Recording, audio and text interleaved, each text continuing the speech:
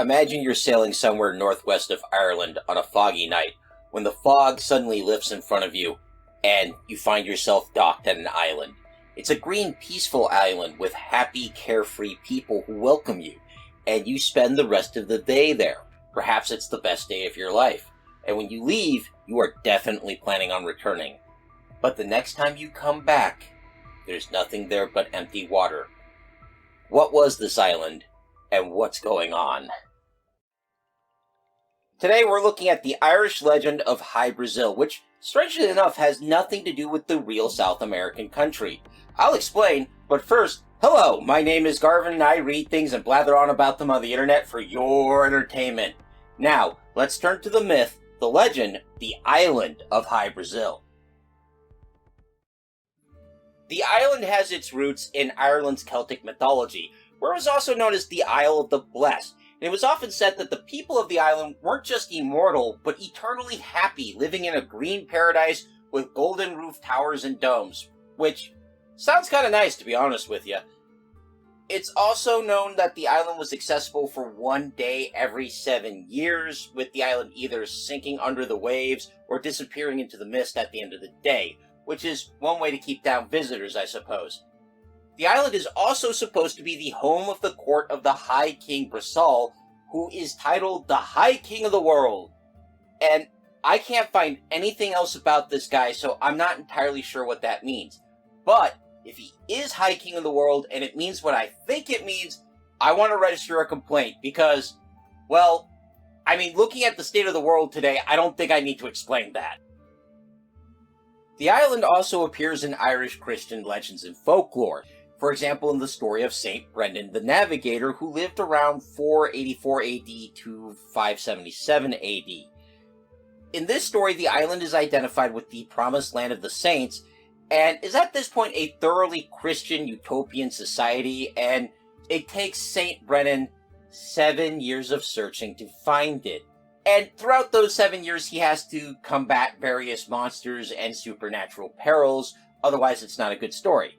When he finally gets to the island, he's greeted by a man whose body is completely covered in white dove-like feathers, who gives him some fruits and some gems and prays with him, and then sends him home before sunset.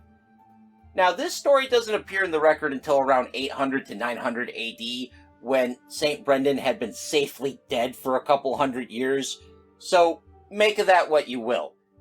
And just like in the pagan myths, the island is said to be hidden, with some versions saying it was under the sea, only emerging that one day, which is why Saint Brendan had to wait for 7 years to find it. Would have been nice if someone told them that. And in other stories, the island is just hidden in mist, but with the same time frame. Either way, it's a very hard place to find in these stories.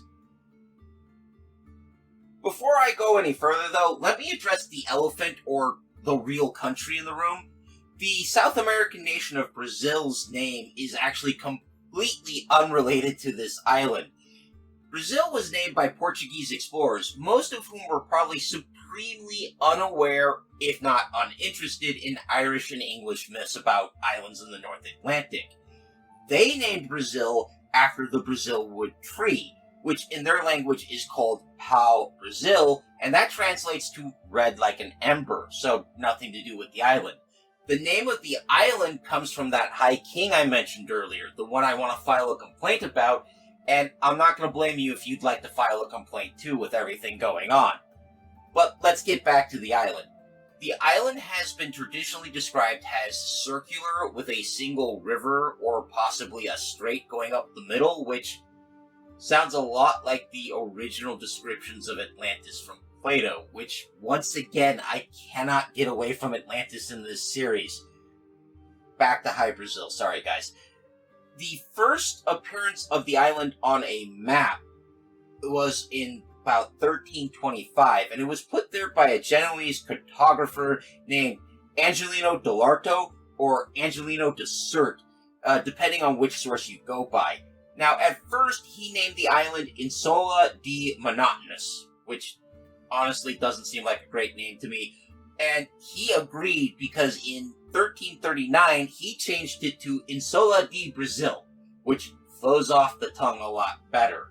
Other cartographers, perhaps putting a little too much faith in his work, started putting the islands on their maps, and it just spread from there. So, just so you know, guys, sometimes it really just takes one guy. And because of this one guy, the English would send out ship after ship throughout the 1400s in fact-finding expeditions to try and nail down the location of this island and describe it. For example, in 1480, we have an expedition that was led by Captain Thomas Lloyd. He was fairly lucky or unlucky, depending on how you view it, because he wasn't out there for very long. He was forced to turn back by storms.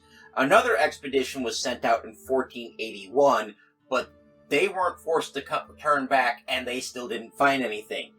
Even by 1498, this was still going on, though, with the Spanish envoy to London reporting back to his monarchs that the English crown had sent out ships every year for the past 7 years looking for Hy-Brasil, and of course, nobody found it.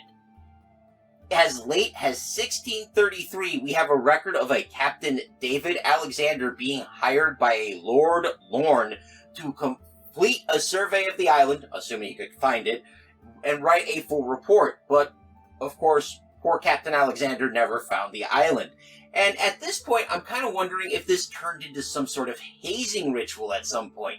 You know, take the new guy, send him out to sea to look for an island that no one can find, and laugh at him while he's stuck out there. Sort of a naval snipe hunt, if you will. Now, despite the inability of the sailing community to find this island, belief in it persisted, and new stories were even added to the legend. For example, in 1664, Irishman Murat Ole was walking outdoors in the night after a fight with his wife, and this ended up with him being kidnapped, thrown into a sailboat, and taken to the island of Hy-Brasil. This seems a little odd to me because if you wanted me to come to a paradise island free of pain and suffering, all you really need to do is ask. But let's get back to the story. Now, there are several versions of this story. In one, he's on the island for all of 2 days and then is dumped off in Galway and has to find his way home. He then realizes 7 years after this that he can heal people, even though he's never studied medicine. I didn't find anything about the circumstances of that realization, but I'm sure it was hilarious. In a version from 1839, what happened is that he's met on the island by a mysterious old man. No word on whether or not this guy had feathers like the other old man, but I like to think he did just to give us a connecting line between stories. This old man gave Ole an enchanted book and told him not to open it for 7 years. 7 years shows up a lot in this legend. Now, Ole was a good Irishman. He remembered his fairy tales, and if he knew that if a strange magic person told you not to open something, you didn't open it. So he left it closed until 7 years later, where he opens the book, and as a reward, the book grants him magic healing powers. Now, here's the fun part. There's an actual physical copy of this book in the Royal Irish Academy. The Book of Hy-Brasil is a medical manuscript written in Irish and Latin and seems to be a translation of a 12th century Arabic text.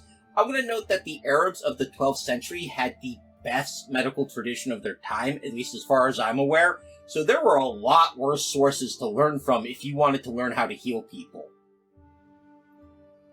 Now, the most famous visit to Hy-Brasil actually comes from a satirical pamphlet written by Richard Head in 1675. It was written in the style of what's called the true historical genre. That's the style that stories like Robinson Crusoe's were written in. It tells the story of Captain John Nesbitt, who found the island on his way to Ireland from France while surrounded in heavy fog, so he probably got a little lost.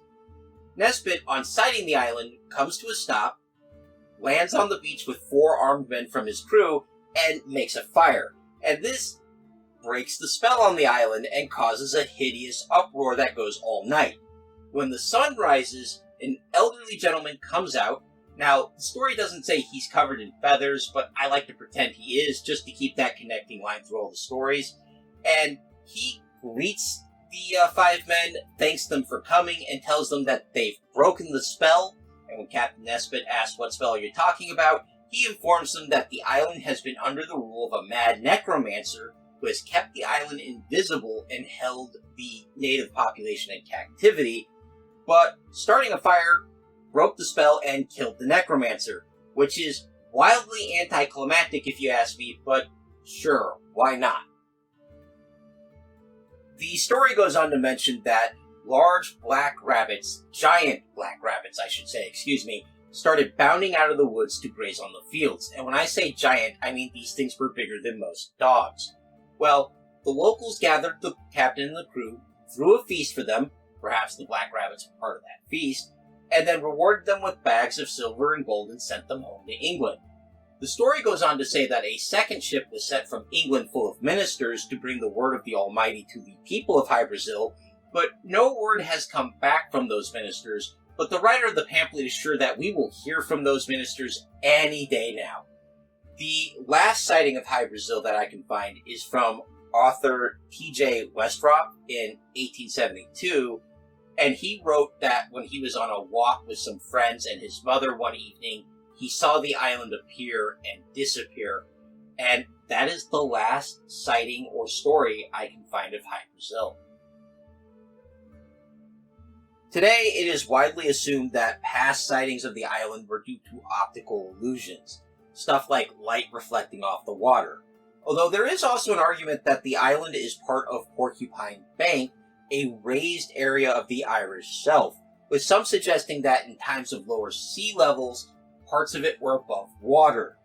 An example of this would be Doggerland, the prehistoric land that linked the British Isles to the mainland of Europe during the last glacial period before sea levels rose and submerged it.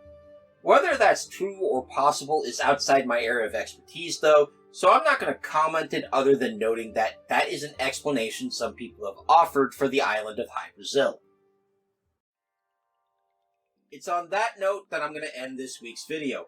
I hope you found it informative, or at least entertaining. If you did, please leave a like, a comment, or consider subscribing, as all of that helps me in my eternal battle with the dread Lord algorithm. Terror be on his name. If you'd like to have a voice on future videos, consider joining my Everwise patrons for $1 a month. They are voting on future content right now. Speaking of patrons, I'd also like to thank my biggest supporter, Big Steve, and I'm going to take this opportunity to warn him away from disappearing islands. Steve, that never works. Just stay away from them. Next week, we're going to be continuing our look at mythical lost lands, but after heading into the depths and out to sea, we're going to go up to the clouds and take a look at the mythical land of Magonia. I hope you'll join me, but until then, take care of yourselves, take care of each other, and of course, keep reading.